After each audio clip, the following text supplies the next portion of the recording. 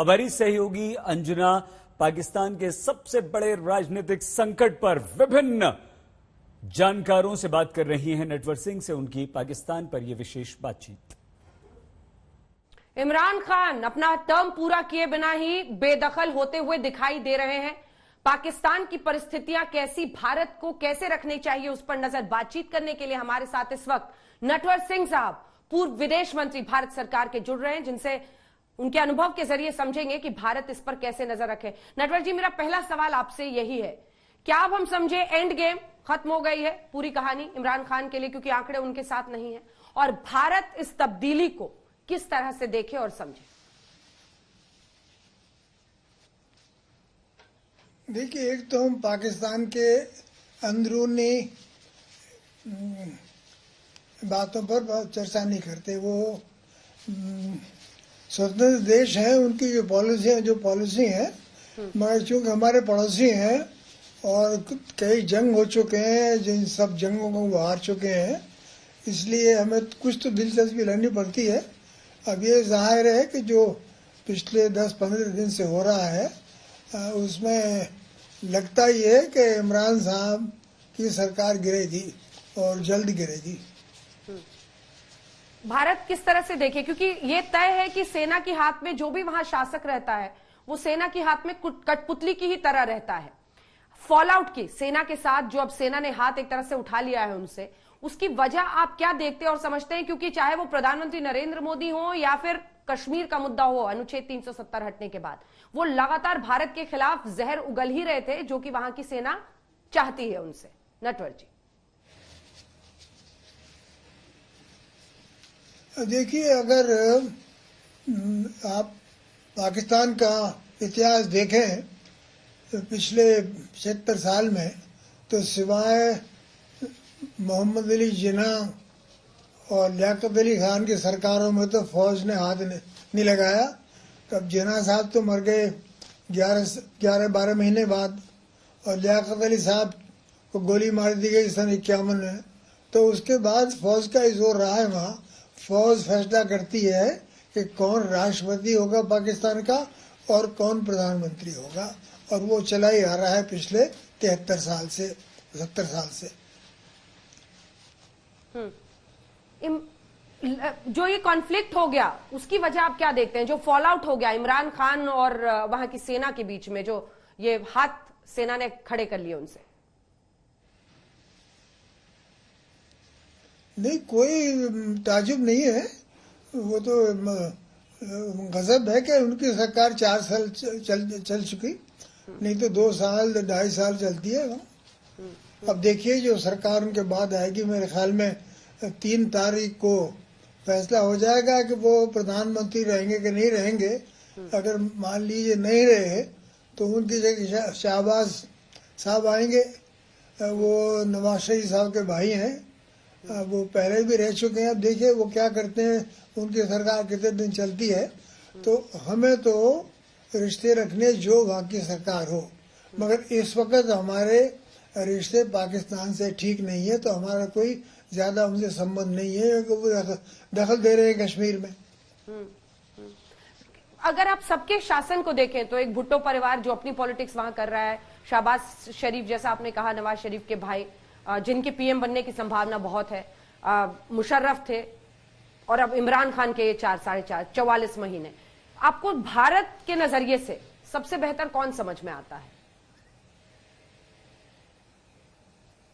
नहीं, अब ये तो पता नहीं क्या, हम तो इतना निजी तौर से उनको जानते नहीं है। मैंने तो एक दफा मुलाकात हुई है मेरी इमरान साहब से।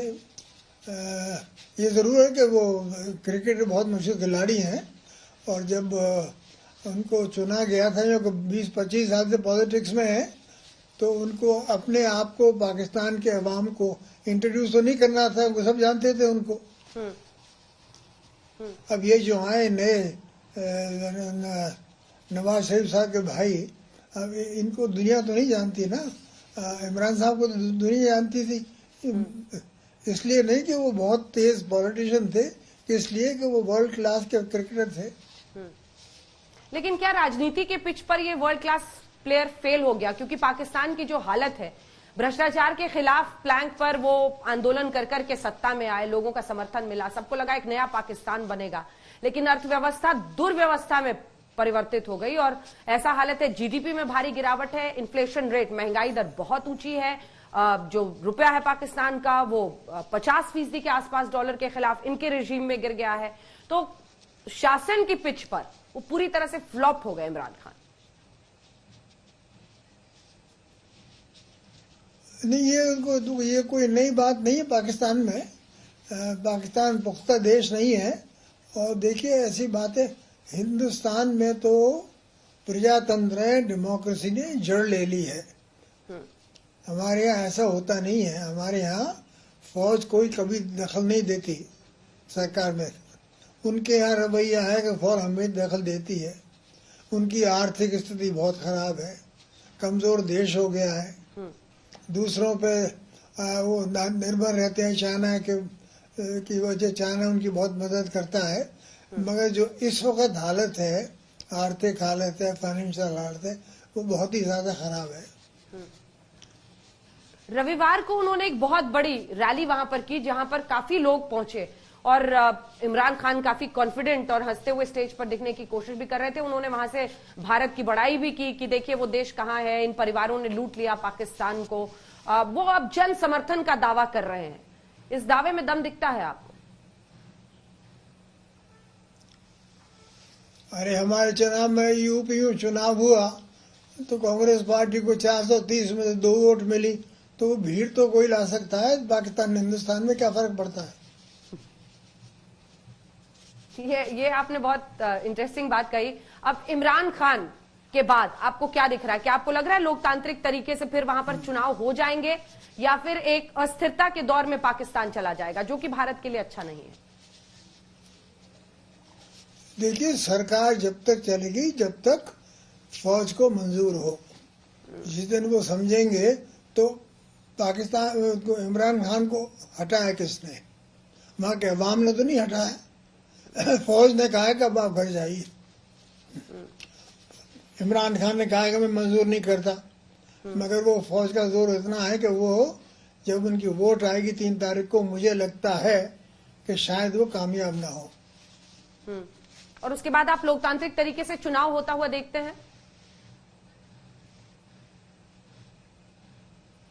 चुनाव हो सकता है, मगर उससे कोई लॉन्ग टर्म हल नहीं होगा उनकी जो समस्या है। भारत को ऐसे वक्त पर क्या करना चाहिए? क्या भारत के नजरिए से ये बदलाव बड़ा है या फिर इसको नजरअंदाज, मतलब वहां कोई भी रहे हुकूमत सेना की ही चलेगी? नटवर जी, हमें दूर रहना चाहिए, दखल देना नहीं चाहिए। मैंने एक सवाल आपसे पूछा था, जो इस मंच पर भी और इससे पहले भी उन्होंने 2 बार प्रशंसा की है भारत की, उसको लेकर खूब टिप्पणी हो रही है इमरान खान की, क्योंकि इससे पहले उन्होंने भारत ने जो रूस यूक्रेन की जंग पे रूस यूक्रेन पर स्टैंड लिया, उसकी उन्होंने प्रशंसा की। फिर अपने इस रैली में उन्होंने कहा कि देखिए आज भारत कहां पहुंच गया है। तो सच मुंह से निकल ही गया उनके। नटवर जी,